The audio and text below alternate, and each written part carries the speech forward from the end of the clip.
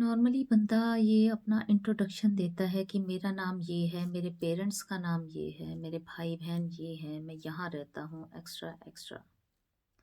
लेकिन ये मैं और मेरा आखिर क्या है? कौन है ये मैं? ये आत्मा को रिप्रेजेंट करती है हमारी कि मेरा नाम ये है, मैं यहाँ रहता हूँ। ये जो हम धरती पे जन्म लेते हैं, ये हम भूल जाते हैं कि ये आत्मा ने जन्म लिया है और ये आत्मा एक अच्छे कर्म करने के लिए आई है जिसके द्वारा हमें जो अगला जन्म है वो अच्छा मिले, हमें अच्छे अच्छे रिजल्ट्स मिले लाइफ में। लेकिन जैसे ही ये आत्मा जैसे जैसे हमारी ग्रोथ होती चली जाती है और हम दुनियावी इच्छाओं में घुसते चले जाते हैं, और जो असल में आत्मा का जो लक्ष्य है वो इंसान भूल जाता है कि हम ये क्या करने हैं यहाँ पे। और जब बहुत सारी मुसीबतें और ऐसे-ऐसे सिचुएशन से हमें गुज़रना पड़ता है, तो फिर हम अपने आप को कोसते हैं कि ये हमारे साथ ऐसा क्यों हुआ? हम तो सही थे, लेकिन फिर भी हमारे साथ इतना गलत कैसे हो गया? ये सब हमारे कर्मों के द्वारा ही होता है, जिसमें भगवान कहते हैं कि मैं भी कुछ नहीं कर सकता। कर्म तो हमें खुद ही ऐसे करने पड़ेंगे जिससे हमें अच्छा रिज़ल्ट्स मिले लाइफ में। तो जैसे-जैसे बंदा बड़ा होता चला जाता है तो उसकी इच्छाएँ भी बढ़ती चली जाती हैं और ज़्यादा कमाने की कोशिश करता है कि अपनी इच्छाओं को कैसे पूरा किया जाए। तो सारी ज़िंदगी उन्हीं इच्छाओं की पूर्ति में ही इंसान लगा रहता है और उस चक्कर में वो अपना लक्ष्य भूल जाता है कि आत्मा ने जन्म क्यों लिया था।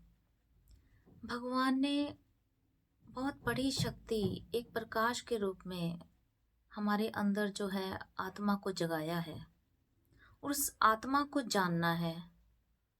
और जैसे ही हम उस आत्मा को जानने की कोशिश करते हैं, तो धीरे धीरे हमें ऑटोमेटिकली ब्रह्मांड का ज्ञान मिलता है कि ये आत्मा आखिर है क्या और ये धरती पे क्यों आई है। हर आत्मा किसी न किसी लक्ष्य को पूरा करने आती है। कोई इंजीनियर बनता है, कोई डॉक्टर बनता है, कोई कुछ बनता है, क्योंकि उसकी आत्मा गवाही देती है मुझे इस फील्ड में जाना है। तो ये आत्मा गवाही कैसे देती है? क्योंकि ये एक भगवान ने पर कहते हैं ना, आत्मा ही परमात्मा है। परमात्मा ने ही एक प्रकाश जो हमारे अंदर जलाया है एक आत्मा के रूप में। जब तक हम उसे जानने की कोशिश नहीं करेंगे तो हम सारी जिंदगी भटकते ही रहेंगे। और जब बंदा जागता है तो बहुत देर हो जाती है। वो ज़िंदगी का आखिरी पड़ाव आ जाता है जब बंदा जागता है कि हमने तो भगवान का नाम ही नहीं जपा। सारी ज़िंदगी इन सुख-सुविधाओं के चक्रों में ही हम लगे रहे। ये बुरी बात नहीं है, पैसा कमाना, अपनी इच्छाओं को पूरी करना, ये कोई गलत बात नहीं है। लेकिन हम उन इच्छाओं में अपने आप को ही भूल जाते हैं। हम भूल जाते हैं कि हम आखिर धरती पे करने क्या आए हैं और हमारे हमको चलाने वाला कौन है। सबसे बड़ी बात ये बंदा बोलता है कि हमको जो चला रहा है उसका ही नहीं हमें ख्याल रहता कि हम जिंदा कैसे हैं और अपनी इच्छाओं को पूरी कैसे कर रहे हैं। ये बात ख्याल में नहीं आती। बस यही रहता है कि हमें पैसा कैसा कमाना है, हमें पूर्तियाँ कैसे करनी है। और जब उस प्रकाश को हम जानने लगते हैं, उस प्रकाश को हम देखते हैं अपने अंदर, तो वो भगवान का ही एक प्रकाश है और भगवान ने ही सारी पूर्तियाँ करनी है हमारी। तो क्यों इसके पीछे इतना भागना है? उस भगवान के लिए समय दें, तो वो भगवान, सिर्फ आपको सोचना पड़ेगा और भगवान आपकी पूर्तियाँ करना स्टार्ट कर देगा।